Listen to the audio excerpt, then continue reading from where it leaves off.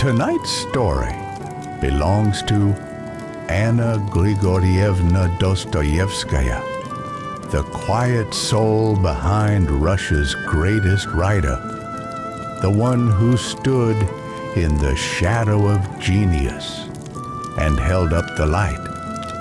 Let us return to the moment where everything quietly began. This is Goat Theater.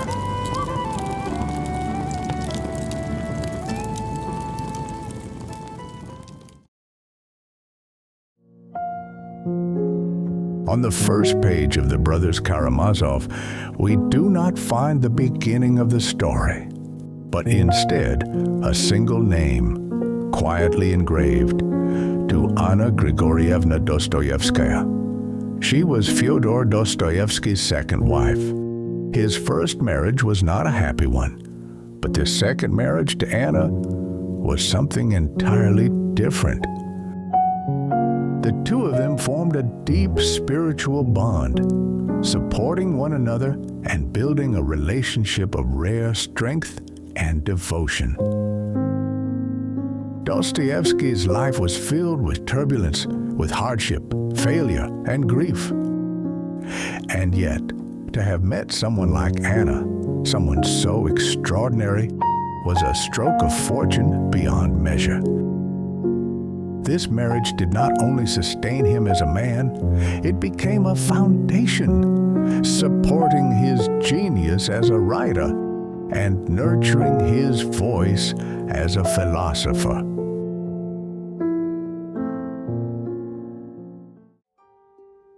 Back in 1866, Dostoevsky was 45 years old. Before he ever met Anna, he was passing through one of the hardest chapters of his life, a time weighed down by isolation, by pressure, and by a kind of quiet despair that doesn't make a sound, but settles into your bones. 2 years earlier, in the spring of 1864, he had lost his first wife, Maria. Their marriage had not been a happy one, and yet, when she passed, it left Dostoevsky with a deep, aching sense of loss, a grief so quiet it changed the way he saw life itself. Then, just 3 months later, in July of that same year, he lost his brother, Mikhail. Mikhail had been the person closest to him in all the world, not just in blood, but in thought, in heart, and in spirit. Dostoevsky had lost his mother when he was just 15, and his father only 2 years after that. Mikhail, just a year older than him, had always been a steady presence in Dostoevsky's life.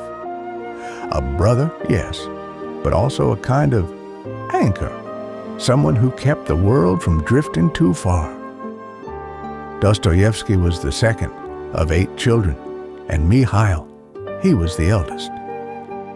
The loss of Mikhail was already immense, but what made it even harder was what his brother left behind, a heavy debt, too heavy for his own family to carry, and so Dostoevsky took it on. All of it.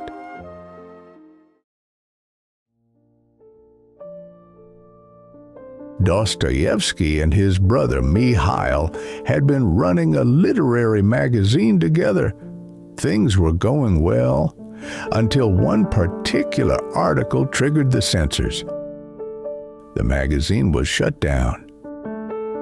If not for that incident, it likely would have continued. The debts could have been repaid. But that door closed, and only a few months later, Mikhail died.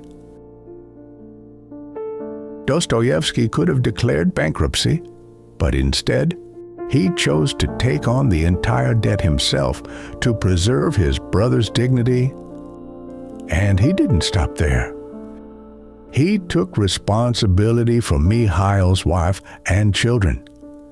And even as he wrote his final masterpiece, The Brothers Karamazov, Dostoevsky continued to carry the weight of that financial burden for the rest of his life.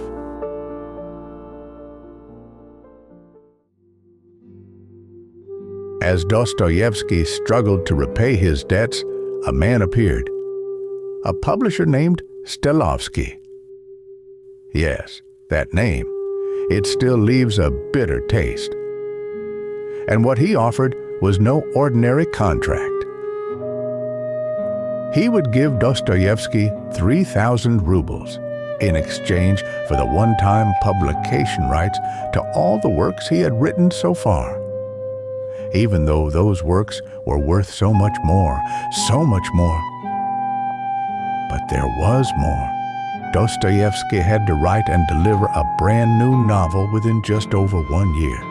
If he failed, Stelovsky would not only keep the rights to his past works, he would also gain exclusive publishing rights to everything Dostoevsky would write in the future for the next 9 years.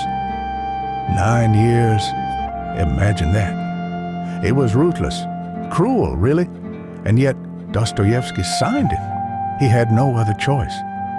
His brother's debt, some say it was as high as 20,000 rubles, hung over him like a storm he couldn't run from.